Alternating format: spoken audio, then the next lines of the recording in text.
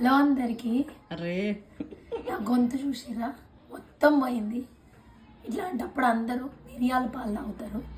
నాకు పాలు తాగితే వామిటింగ్ వస్తుందని నేను మిరియాల ఛాయ్ తాగుతున్నా.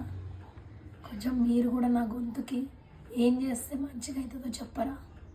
నా బిడ్డ ఏడ్చి గొంతు చూడండి ఎట్లా చేసుకుందో. నిజంగా అస్సలు మాట్లాడనీకనే వస్తలేదు. నేను గట్టి మాట్లాడినా కూడా ఇట్లా వస్తుంది. ఇన్ని రోజులు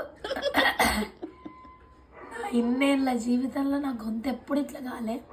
నాకు బొంగురు పోతుంది అంటే జర చేంజ్ అవుతుంది తప్ప ఇది మొత్తం పోయింది.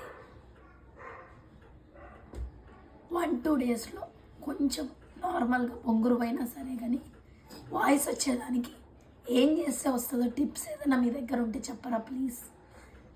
దాంతోపాటు ఒక లైక్ చేయండి.